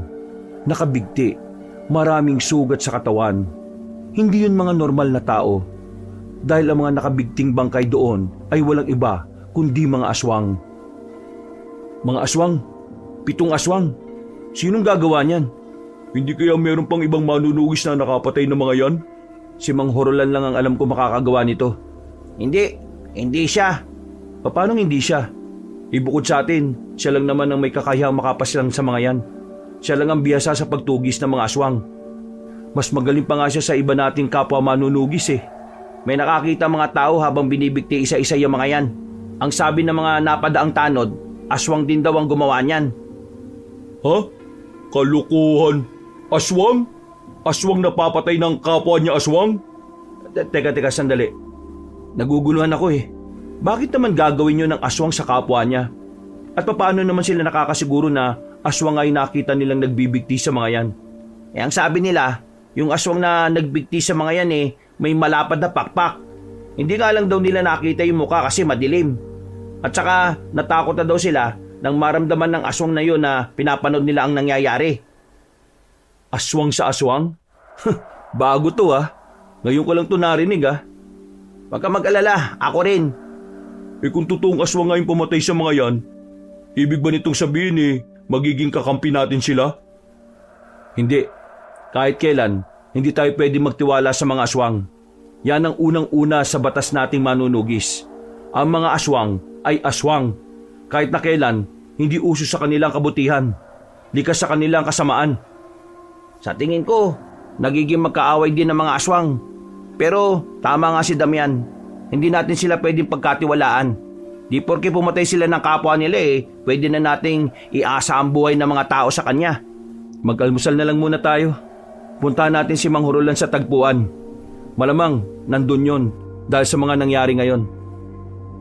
Napapailing na lang ako ng mga sandaling yon, Kabanong. Pero ang totoo, magulo na ang takbo ng utak ko. Ang dami kong naiisip na anggulo sa mga nangyayari. Isa na rito ay ang posibilidad na palabas lang din ng mga aswang ang pagpatay sa kapwa nila aswang para maging kampante kami. Pero pwede rin naman na may mas malakas pang aswang na talagang pinapatay ang kasama niya sa hindi namin alam na dahilan. Nabusog ako sa kinain natin. Ang sarap mo talaga magluto. Ikaw talaga Damian, no? Pwede ka na talaga mag-asawa teka, nasa na kaya si Mang Horolan? Himala yata na wala pa siya ngayon dito. Tara, maglakad-lakad na muna tayo. Tinawid namin ang malakas na ragasan ng ilog gamit ang kawayan na inilagay namin doon. Pumasok kami sa kagubatan at hindi nagtagal, meron na kaming natanaw na bahay. Yari lang sa kahoy ang bahay na yon, pero mukhang maayos. Malinis din ang bakuran. Pero ang nakapagtataka lang, bakit nag-iisa lang ang bahay na yon? Sandali lang, hindi tayo dapat basta-basang lumapit sa bahay na yan. Gab-gab, paganahin mo nga yung anting-anting mo. Alamin mo kung aswang ang nakatira dyan sa loob. Hinawakan ni Gab-gab ang kanyang anting-anting at saka pumikit. Pagdilat niya ay agad siyang umiling-iling. Hindi naman pala Lapitan natin. Alamin natin kung sino nakatira dyan. Delikado dito sa gubat kaya dapat wala sila dyan. Nagmamadali kaming lumapit doon. Pinatunog namin ang maliit na bell na nakasabit sa may bakuran. Ilang sandali lang, lumabas mula sa bahay na yon ang pamilyar na muka. May hawak-hawak pa itong tasa ng kape at tinapay naman sa kabilang kamay. Bakit kayo nandito? Paano nyo nalaman tong bahay ko? Ang totoo talaga hindi namin alam na dito ka nakatira. Napadaan lang kami dito. Ang galing nyo naman. Nakita nyo kagad. Paano hindi makikita eh? Pagtawid mo ng ilog, konting silip lang matatanaw na to. Kaya pala ang bilis mong makarating sa tagpuan natin eh. Dito ka lang pala nakatira eh, no? Eh ano ba pag-uusapan natin ngayon? Hindi mo pa ba alam yung kumakalat na balita ngayon? Hindi. Wala naman akong kakilala sa baryo nyo eh. Nandito lang din naman ako sa bahay. May 7 aswang na bangkay. Maraming hiwa sa katawan. Binigti sa tulay. At ang sabi ng mga tao, kapwa nila aswang ang gumawa nun. May alam ka bang kwento na ang isang aswang kayang pumatay ng kapwa niya? Napopo si Mang Hurulan sa gilid at sandaling nag-isip. Nanatili naman kaming nakatayo sa harapan niya habang naghihintay. Magsasalita na sana siya nang biglang umubo ng ilang ulit. Nabitiwan niya ang hawak-hawak niyang kape. Pagtingin namin sa mukha niya ay namumula na siya. Mang Hurulan, ayos lang ba kayo? Ayos lang naman ako. Huwag kayo mag-alala. Hindi ka ayos. Mami ka nga sa amin. May sakit ka ba? Wala nga. Ganito talaga ako minsan kapag kulang sa tulog. Pinagmasdan ko siya ng maigi habang inaalalayan ni Omeng at Gabgab. Napansin ko na namumula rin ang ibang parte ng katawan niya. Pinagpapawisan siya at nagtitindigan ng mga balahibo. Hindi ko alam kung anong klaseng sakit ang inililihim niya sa amin, pero tingin namin ay hindi na yun normal. Sinubukan namin siyang paaminin, pero kahit na anong pilit namin, ay hindi siya sumasagot na matino. Dahil sa pag-aalala, sinamahan namin si Mang Hurulan hanggang sa gabi. Hindi nyo naman ako kailangang samahan eh. Ginabi pa kayo tuloy. Sige na, umuwi na kayo. Ayos na ako. Nahihilo ka kanina. Nanlalamig ka rin, sabi mo. Kaya hindi ka namin pwedeng iwan ng ganun-ganun na lang. Huwag ka na makulit, Mang Hurulan ha. Sino na lang ang magsasabi sa amin kung nasa ng kuta ng mga aswang kung mamamatay ka? Mamamatay ka agad? Masama lang naman ang pakiramdam ko eh.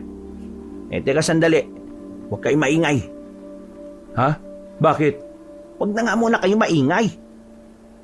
Hinawakan niya ang kanyang anting-anting at saka nakiramdam sa paligid. Maya-maya lang ay dinamputan niya ang kanyang sandata. Naalarma naman kami dahil doon. Iniwan na muna namin si Mang Hurulan. Lumabas kami ng bahay at saka sinuyod ng tingin ang buong paligid. Ilang sandali lang, nakaramdam na kami ng mabigat na presensya. Naririnig na rin namin ang mga kaluskos sa paligid. Paano nila nalaman na nandito tayo? Mga pre, nandito rin yung presensya ng gabunan. Ha? Sigurado ka ba? Oo, ang lakas eh. Ang lakas ng presensya niya. Sandali kong sinilip si Mang Hurulan sa loob. Nakaupo na siya sa papag niya at nakatingin sa amin. Seryoso lang siya. Parang wala lang sa kanya na napapalibutan na kami ng mga aswang. Ayan na siya! Lumitaw ang isang matandang lalaki, habang ang mga aswang naman na kasama nito ay nakapaligid lang. Tumigil ang matandang lalaki, ilang metro ang pagitan sa amin.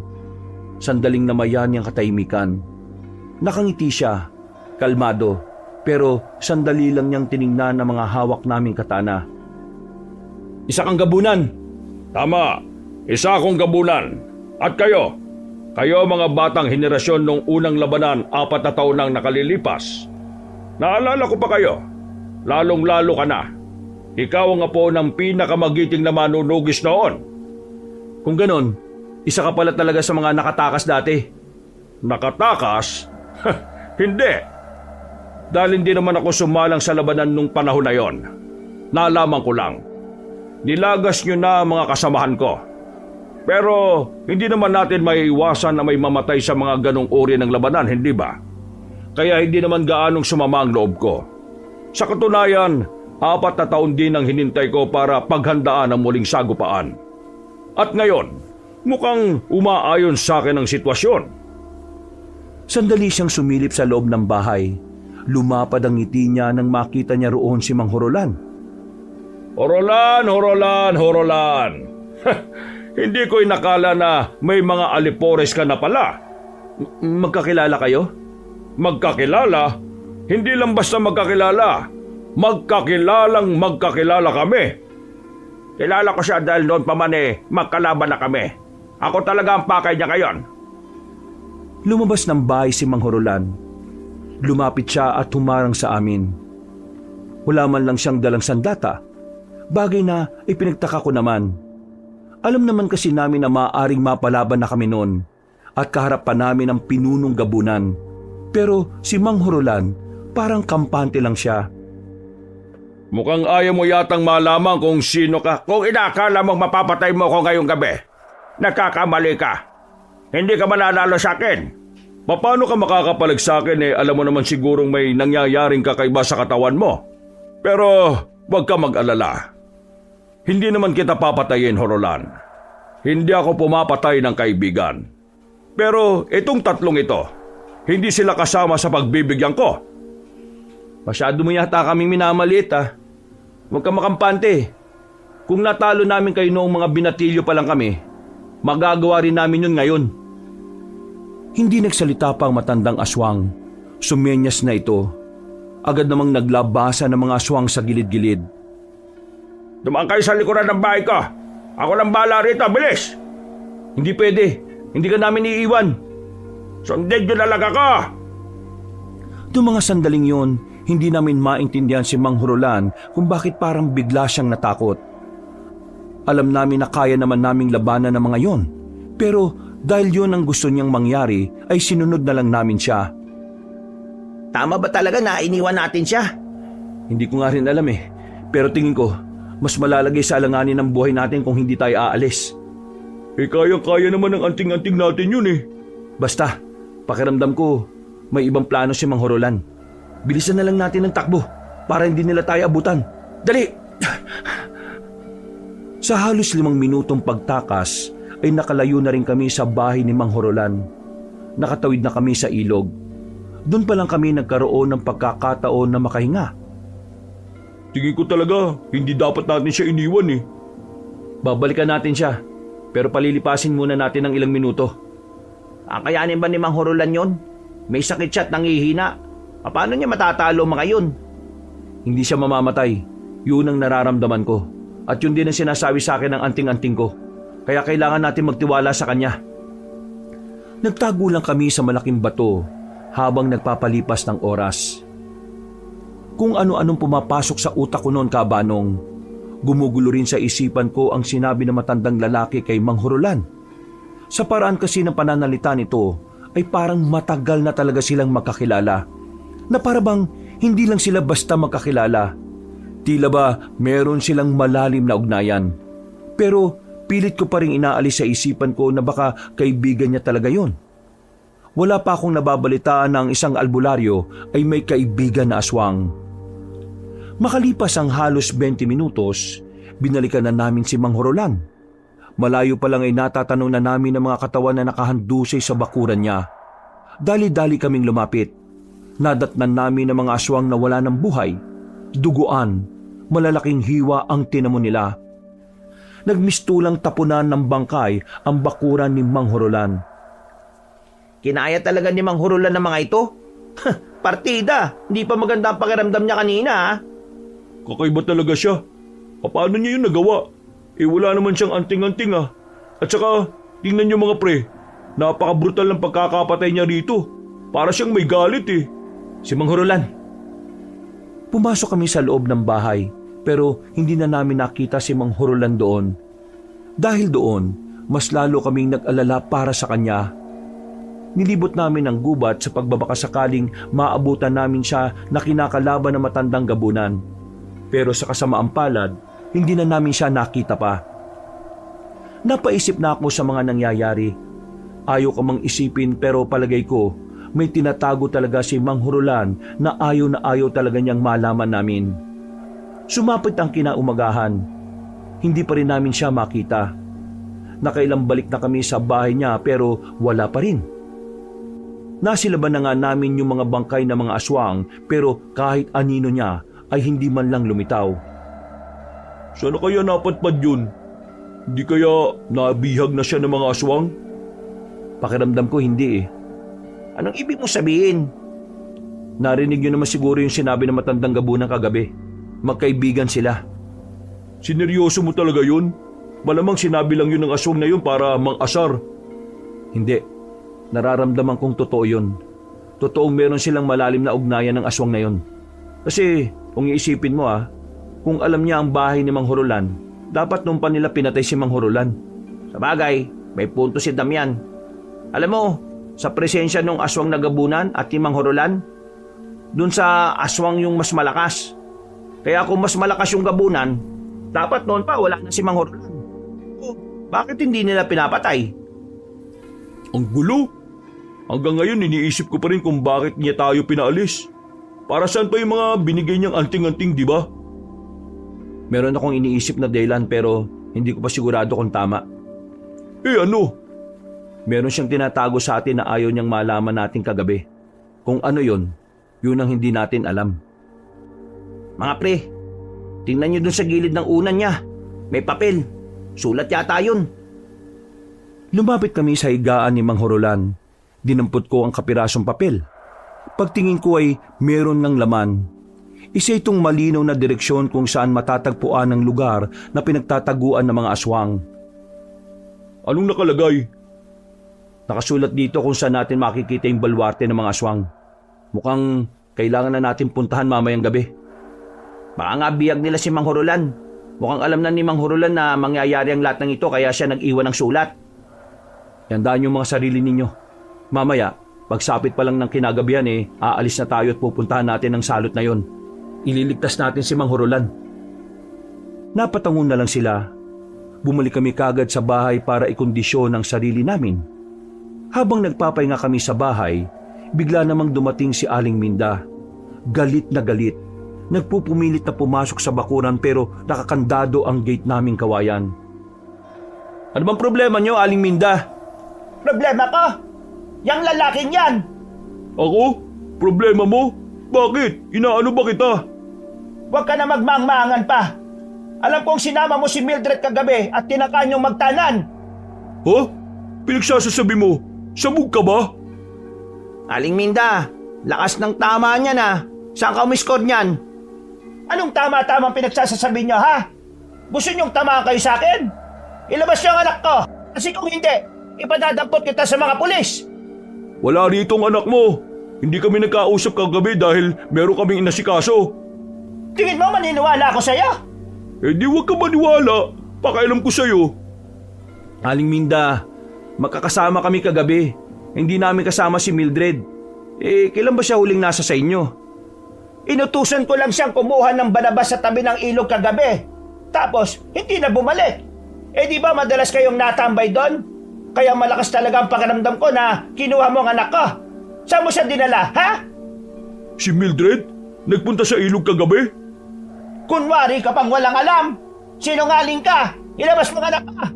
Diyos ko, di kaya napasama siya sa kinuha ng mga aswang? Aswang? Hindi pwede. Kalma muna. Hindi pa natin sigurado. Huwag na kayong gumawa ng kwento. Bakit mo kasi siya inutusan sa ganung oras Hindi ka ba talaga nag-iisip matanda ka? Alam mong gumagala ang mga aswang sa mga ganung oras pero pinalabas mo pa rin si Mildred. Kahit na kailan talaga, wala ka talagang kwentang ina no? Oo, awat na. Alam kong banas na banas ka na rito, pre, pero masamang manapak na matanda. Kapag may nangyari masama kay Mildred, ikaw ang mananagot, Aling Minda. Ipapakain talaga kita sa aswang, tandaan mo yan. Nanlaki ang mga mata ni Aling Minda ng mga sandaling yon. Hindi niya inasahang pagbabantaan siya ni Omeng. Sa takot niya ay nagmamadali na itong umalis. Muntikan pa itong matumba dahil sa pagkataranta. Si Omeng naman ay hindi na rin mapakali. Gustong-gusto niya ng punta na agad ang lugar ng mga aswang. Pero pinipigilan namin siya. Wala pa kasi kaming maayos na plano sa mga sandaling yon. Mga bandang 5:00 ng hapon, nagsagawa muna kami ng matinding konsentrasyon para makipag-ugnayan sa daladala naming mga anting-anting. Ginagawa namin yon upang mas maganda ang daloy ng kalakasan sa buong katauhan namin. Matapos yon, agad na rin kaming umalis. Aminadong kinakabahan kami noon. Yung kasi ang unang pagkakataon na lulusob kami sa balwarte ng mga kalaban namin. 3 lang kami. Hindi kasi pumayag ang ibang manunugis na magbalik serbisyo. Ang sabi sa sulat, mas maraming bantay sa gilid ng lugar ng mga aswang. Alam ng mga aswang na posibleng dumaan ang mga kalaban nila sa gilid. Kaya ang gagawin natin ngayon, sa harapan tayo dadaan. Paano natin gagawin yun makikita tayo kaagad ng mga aswang doon. Yun ang kailangan nating isipin. Napabuntong hininga na lang din ako noong mga sandaling yon, Kabanong. Kahit din kasi ako, hindi ko rin alam ang eksaktong paraan kung paano namin mapapasok ang baryo ng mga aswang. Pero makalipas ang 10 minuto, isang pangyayari ang pumigil sa amin. Bago pa kasi namin marating ang balwarte ng mga aswang, nakita na namin ang mga nilalang na yon sa isang parte ng gubat na kung saan meron silang mga kinakaladkad na babae. Ang iba pa nga sa mga babaeng yon ay mga wala ng damit. Pero meron pa rin namang may mga suot na damit ang iba. Dahil doon ay nagkaroon kami ng saglit na pagtatalo ni Omeng. Hindi natin pwedeng sundan ng mga yan. Dumiretso tayo dun sa lugar nila. Dahil kung totoo ngang nangunguha sila ng babae, malamang sa malamang doon din naman nila yung dadalhin. Paano kung hindi? Paano kung hindi nila doon dadalhin yung mga bihag nila? Paano kung sa iba nila yung dadalhin at sa lugar na yon, naroon din naman si Mildred? Pre, hindi lang naman tungkol kay Mildred kung bakit tayo narito. Ililigtas din natin si Mang Horolan. Hindi tayo pwede magdesisyon sa isang sitwasyon na hindi natin sigurado. Kailangan natin maging matalino ngayon, pre. Sige na, mauna na kayo. Ako nang bahalang sumunod sa kanila.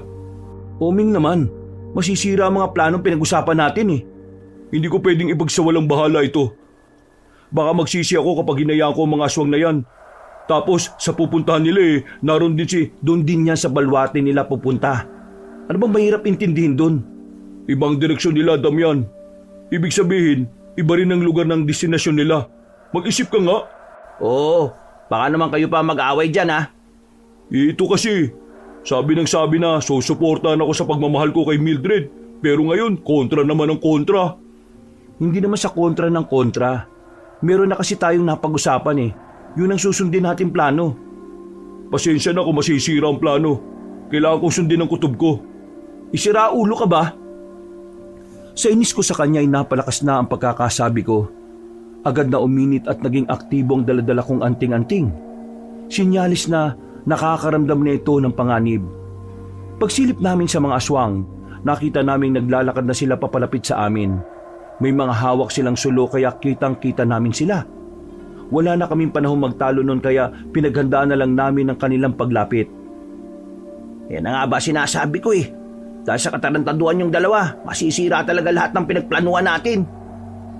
Nanahimik na lang kami sa kinalalagyan namin. Maya-maya pa'y nasa harapan na rin namin sila. Nakatigil lang sila at parang nakikiramdam. Noong mga oras na yon, aminadong kinakabahan na rin kami. Hindi dahil hindi namin sila kaya, kundi dahil alam naming maaantala ang pinakamisyon namin. Pero wala na kaming magagawa nun. Nasa sitwasyon na kami kaya inihanda na lang namin ang aming mga sarili. Hindi nagtagal ay kusa na rin kaming lumabas. Ginamit namin ang mga anting-anting namin para tapusin sila. Pero hindi namin inaasahan na ganun pala talaga sila kabibilis. Nagtago sila sa mga puno. Buti na lang ay naging aktibo na rin ng maayos ang anting-anting ni Omeng. Nakakakita na rin siya kahit madilim. Nakakakita na siya kahit nakatago ang mga kalaban namin. Tingin ko, natuklasan ko na ang tunay na kapangyarihan ng anting-anting ko. Uy, ayos! Nagawa naming malaman kung saan nagkukubli ang mga kalaban namin. At dahil nga sa kakaibang bilis at lakas na meron kami, unti-unti namin silang napaslang. Wala pang 10 minuto, patay na silang lahat. Habang ang mga biyag naman nilang kababaihan ay iyak lang ng iyak sa gilid. Pero tumahan din naman sila nang sabihin naming hindi kami masasamang tao. Tinanong na rin namin ang mga babaeng yon kung alam nila ang pinagdalhan ng iba pang babae. Pero wala silang ideya. Hindi rin nila nakita si Mildred, bagay na ikinadismaya naman ni Omeng. Ligtas na kayo, huwag na kayong umiyak. Diretsuin nyo lang tong daan na to at magmadali kayo Sa dulo niyan may makikita kayong mga kabahayan. Humingi kayo ng damit para masuot. Kailangan na namin magpatuloy. Gusto pa sana naming ihatid ang mga babae sa mas ligtas na lugar pero wala na kaming sapat na oras. Kailangan na naming marating ang baryo ng mga aswang. Dahil kung hindi, siguradong mapapahamak na si Mang Horolan at si Mildred. Hindi rin naman nagtagal at narating na rin namin yon. Kahit na alam naman naming kayang-kaya naming lumaban, hindi pa rin namin maiwasan na hindi mangamba. Lalo na't inaasahan naming isang batalyon talaga ang daratnan namin doon. Pero nagtaka kami dahil pagtingin namin sa bungad ng lugar, wala na mga bantay. Nakaandusay na ang mga yon, mga wala na rin buhay. Pumasok kami, mas marami pa kaming nakitang bangkay na naroon. Pagtataka, kalituhan, yun ang una naming naramdaman.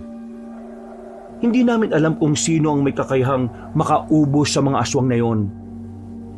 Ano nangyari dito? Halos wala na tayong kakalabanin dito ah. Si Mildred, kailangan na muna natin siya mahanap. Dito kayo sa kabila. Dito naman ako sa kabila rin. Hanapin natin si Mang Horolan at si Mildred. Dali! Agad-agad kaming nagyiwalay ng landas. Pero natingnan ko na yata lahat ng bahay, pero tanging mga bangkay lang ng mga aswang ang inabutan ko. Walang kahit na anong anino ni Mang Horolan. Nang balikan ko sila Omeng, kasama na nila si Mildred at ang 3 babae na kapwa bihag din. Ayon kay Mildred, nangunguha ang mga aswang ng mga babaeng birhen bilang alay sa paparating na pista ng mga aswang. Sigurado ba kayong wala nang naiwan? Kasi kung wala na, kailangan na nating umalis. Mildred, kayo lang ba talaga ang naroon sa kulungan na yun? Marami kami ron, pero kaninang hapon, marami ang nakatakas. May mga aswang na pinagala para hanapin ang mga yon. Wala na kaming ideya kung ano na nangyari sa kanila. Mga miss, sumunod lang kayo sa amin ha. Huwag na kayo mag-alala, ligtas na kayo. Sandali, Bakit? Takot na takot ang reaksyon ng mukha ni Mildred. Ganon din ang 3 babae na kasama niya. Nanginginig sila sa takot na parabang meron silang nasaksihan na kung anong brutal. Bakit Mildred? Ano bang problema? natatakot ako. Paano tayo makakatakas? Paano kung makasalubong natin yung halimaw na yon? Tinutukoy mo ba yung pinuno ng mga aswang, si Mang Pipito? Pipito? Hindi siya yung halimaw na sinasabi ko. Kahit siya, tinakasan din ng halimaw na yon. Anong ibig mo sabihin? May isang matanda kanina na nandito. Kinalaban niya ang lahat ng mga aswang. Pinagpapapatay niya. Brutal, marahas. Nung nagkaharap na sila ng pinuno ng aswang sa harapan mismo ng kulungan namin, para siyang nabaliw. Para siyang nawala sa sarili. Hindi na niya alam ang ginagawa niya. Kahit yung pinuno ng aswang hindi na rin siya kinaya. At napilitang tumakas na lang din. Yung halimaw na yun, pinagpapapas lang niya ang mga natitirang aswang. Hindi siya tumigil hanggat hindi niya nauubos sa mga aswang. Sobrang bangis niya kung ikukumpara sa mga aswang na nakakalaban niyo. Wala siyang katulad. Narinig ko pa sa pinuno ng mga aswang, ang halimaw na yun ang uubos sa sangkatauhan. Nagkatinginan kaming 3. Napaisip kami sa sinabi ni Mildred. Magsasalita pa sana ako pero biglang sumenya si Gabgab. Ganon din naman si Omeng. Ayon kay Gabgab, naramdaman na niya ang presensya ng pinuno ng mga aswang. At nakita naman ni Omeng kung saan ito manggagaling. Omeng, mauna na kayo umalis. Kailangan maialis rito yung mga babaeng yan para hindi na sila madamay. Paano ka? Kakayanin ko ito. Nasama na kita, Damian. Sige na, Omeng. Umalis na kayo. Kaya na namin to. Walang sinayang na sandali si Omeng at dali-dali na rin silang umalis. Hindi pa man sila nakakalayo ay lumabas na rin ang pinunong gabunan. May mga sugat at galos na ito sa katawan. Mga bakas ng pakikipaglaban ito sa sinasabing halimaw. Maswerte kayo dahil wala na kayong ibang iintindihin kundi ako na lang. Pero malas nyo dahil ako ang iintindihin ninyo. Magaling ka lang magsalita eh. Kung talagang malakas at mabangis ka bakit naubos kayo rito? Aminado naman ako na mas malakas sa akin ang halimaw na yon. Alam mo kung bakit? Dahil ang halimaw na yon ang itinakdang uubos sa mga tao.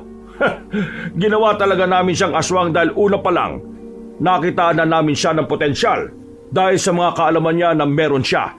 Isa pa, pambihira din kasi ang lakas ng taong yon. Sinasabi mo ba na dating taong halimaw na yon? Mismo! Buti naman at gumagana na ang utak mo, ano? Pero hindi lang namin siya basta ginawang aswang. Siya ay naging isang eksperimento namin. Alam mo kung anong nakakatawa? Sa unang eksperimento, naging matagumpay kagad. At ngayon, Ngayon na ang itinakdang panahon para tuluyang mabuhay sa kanyang kalooban ang puso at dugo ng isang tunay na halimaw. Isang demonyo na sugo ng impyerno.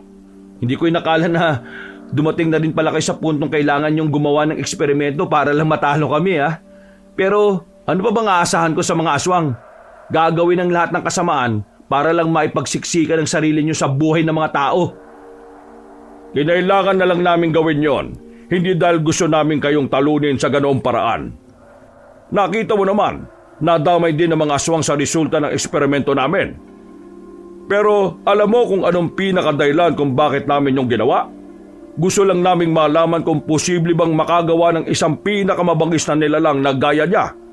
At ngayong nalaman ko na pwede pala, isa lang ang ibig sabihin. Pwedeng-pwede kong ulitin ang eksperimento na yon. Tumigil ka! Hindi ko hahayaang magawa mo yun. Wala na kaming sinayang na sandali ni Gabgab. Nagmamadali na kaming lumapit sa kanya. Dala ang aming katana at sa pamamagitan ng kapangyarihan ng anting-anting, sabay naming inatake ang matandang aswang. Pero bigla siyang nagpalit anyo bilang gabunan. Mabilis niya kaming nailagan kahit na marami na rin siyang sugat sa katawan. Paglingon namin sa gilid ay naroon agad siya. Hinawakan niya ako sa braso. Ganon din si Gabgab.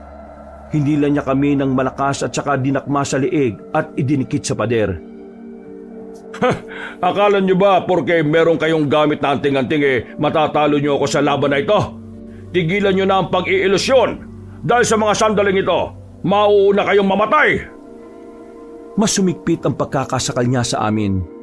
Naramdaman kong dumaloy ang dagdag na enerhiya sa katawan ko. Hinawakan ko siya sa kamay at saka hinila rin ng malakas. Nabitiwan niya kami. Sinamantala ko ang pagkakataon para tagain siya ng hawak kong katana. Pero nagawa niyang agawin yung sakin nang hindi ko namamalayan. Sobrang bilis niya. Pati si Gabgab ay hindi rin umubra. Yan! Kamao sa kamao na lang tayo. Madaya naman kayo kung gagamitan nyo pa ako ng sandata nyo, hindi ba? Gab, focus ha. Hindi pang karaniwan ng isang ito. Alam nyo kung saan pa ako natatawa? Kung sa akin ay hindi nyo na kayang makasabay, paano pa kaya sa halimaw na sinasabi ko kanina? Muli kong pinagana ang aking anting-anting. Lumakas ng triple ang pandama ko, kaya nakakasigurado ko noon na mararamdaman ko na ang bawat galaw niya. Maya-maya pa, lumusob kami ulit ni Gabgab. Nagawa niyang suntukin si Gabgab sa sikmura pero nang ako na ang lalapit sa kanya, nabasa ko na sa kaliwa manggagaling ang susunod niyang atake. Kaya naman agad ko yung inagapan at nakita kong nanlaki ang mga mata niya nang umilag ako kahit wala pang suntok niya. Hindi niya inaasahan na makakagawa agad ako ng tugon. Sinuntok ko siya ng malakas sa sikmura. Sa lakas ng pagkakasuntok, gumawa ito ng malakas na impact. Tumalsik si Mang Pipito at tumama sa pader ng kabahayan. Gab, ayos ka lang? Oo, ayos lang ako. Huwag mo akong intindihin. Kung ganon, tapusin na natin to. Aatake na sana kami pero nakabangon na pala ang gabunan. Sinalubong niya kami. Pero nailagan namin ang ginawa niya. Nang makita namin may maganda ng pagkakataon dahil wala na siya sa forma, naunang lumapit si Gabgab. Sinuntok naman siya sa bandang likuran. Pagtalsik niya, tumalon ako ng mataas. Sa pagbagsak ko ay sinuntok ko naman siya ulit sa sikmura. Nung mga sandaling yun ay inakala naming mapapatay na namin siya. Pero nakabangon pa rin siya kahit na malala na ang ginawa namin sa kanya. Inaamin ko, malakas kayo, magaling kayo, at matalino kayo. Pero naranasan ko nito sa ibang antingero. Ang totoo niyan, ganitong-ganito rin ang nangyari. Pero nasa harapan niyo pa rin ako ngayon. Gusto niyo bang makarinig ng panibagong kaalaman tungkol sa anting-anting na hawak ninyo? Huling daldal mo na yan Dahil ang may-ari ng mga anting-anting na ginamit nyo ay ako mismo rin ang pumatay. Hindi ba yun nasabi sa inyo ni Horolan? Oo nga pala. Hindi nyo nga pala siya ganap na kilala. Marami pa pala kayong hindi nalalaman tungkol sa kanya. Inadaan nyo lang kami sa daldal eh. Pero ang totoo, sinasamantala mo lang ang oras para makarecover ka. Hindi na namin siya hinayaang makapagsalita ulit, Kabanong. Umatake kami ni Gabgab. Ilan sa mga suntok namin ang hindi na niya kinaya pang ilagan. Kaya naman nagpagewang-gewang na siya dahil sa dami ng tama niya sa katawan. Pero nanatili pa rin siyang nakatindig. Sobrang tibay ng kanyang katawan. Buong akala namin sa ganong estado niya ay magiging madali na para sa amin na patayin siya. Pero bago kami dumating sa ganoong punto, binuhusan niya ang natitira niyang lakas para labanan kami. Muli siyang nagpalit ng anyo. May mga lumabas na buto sa iba't ibang parte ng kanyang katawan. At ang mukha niya naman ay naghugis bungo na. Hindi na namin siya makilala. Maya-maya pa, binunot niya ang nakalitaw na buto sa kanyang likod. Yun ang nagsilbi niyang sandata laban sa amin. Kukunin sana namin ang katana namin pero sa kasamaang palad, malayo yun sa amin at malapit naman ito sa kanya. Ito na ang huling pagpapalitan niyo ko. At saan niyo kong ito? Sisiguraduhin kong kayong dalawang hindi sisikatan ng araw. Muli siyang umatake hawak ang matulis at mahahabang buto. Sinubukan niya akong saksakin gamit yon pero naitulak ako ni Gabgab. Dinaplisan ito si Gabgab sa tagiliran. Mabuti na lang ay hindi naman yon sobrang malala. Medyo bumili siya ulit. Kailangan nating mag-ingat. Humanda kayong dalawa! Muli niya kaming tinangkang patayin pero dahil sa dami na rin ng tama niya sa katawan, sobrang dali na para sa amin na basahin ang mga galaw niya. Kaya kahit na ilang mahahabang buto ang hugutin niya sa sarili niyang katawan, hindi niya na rin naman kami magawang patamaan. Nang makakuha kami ulit ng pagkakataon, sabay na naming sinuntok si Mang Pipito sa kanyang sikmura. Sa lakas ng suntok namin ay para siyang makakalas. Tumilapon siya at saka bumangga sa pader ng bahay. Sa puntong yon, hindi na niya kinaya pang makabangon. Bumalik na siya sa dati niyang anyo. Kinuha ko na ang katana at tatapusin ko na sana siya pero bigla siyang nagsalita. Hindi ba kayo nagtataka na wala si Hurolan dito? Anong sinasabi mo? Hindi ba kayo nagtataka na magkakilala kaming dalawa? Bakit hindi man lang kayo naginala sa katauhan niya? Ganyan ba talaga kayo katanga? Mamamatay ka na lang eh. Ang dami mo pa rin sinasabing katarantaduhan eh, no? Si Hurolan, siya ang aswang na tinutukoy ko. At ang kaibigan niyong babae, siya ang halimaw. Siya ang taong naging produkto ng aming eksperimento. Siya ang uubos sa inyong mga tao. Huwag kang gumawa ng kwento. Pinatay niya ang mga tauhan ko nung gabing nandun ako sa harapan ng bahay niya. At pinatay niya rin ang mga tauhan ko rito ngayong gabi. Nagagawa niya yon kapag umaatake ang pagiging aswang niya. Nagagawa niyang ibalik ang sarili niya sa dati nung mga nakaraan. Pero ngayon, malabong mangyari yon. Dahil sa mga sandaling ito, nagsisimula na siyang maghasik ng kasamaan. Sinaksak na ni Gabgab ang matandang gabunan. Hindi na niya yon hinayaan pang magsalita para hindi na malaso ng utak namin. Pero sa mga sandaling yon, hindi ko alam kung bakit parang masama ang kutob ko. Kaya kahit na hindi kami sigurado kung totoo ba ang sinasabi niya, nagmamadali kaming makaalis doon. Bumalik kami sa baryo, pero payapa tahimik ang aming lugar. Walang kahit na anong bahid ng karahasan. May mga nakakasiyahan pa nga sa isang bakuran. Nung una, akala namin ay gawa-gawa lang na matandang gabunan ang sinasabi niya. Hanggang sa bigla ko nalang maisip na puntahan si Mang Hurolan sa bahay niya. At pagdating nga namin doon, inabutan namin si Mang Hurolan na nakatali na sa makapal na haligi ng bahay niya. Gumiti siya sa amin na parang alam niya na darating kami. Bakit na nakagapos? Marahil alam niya na naman ang dahilan kung bakit.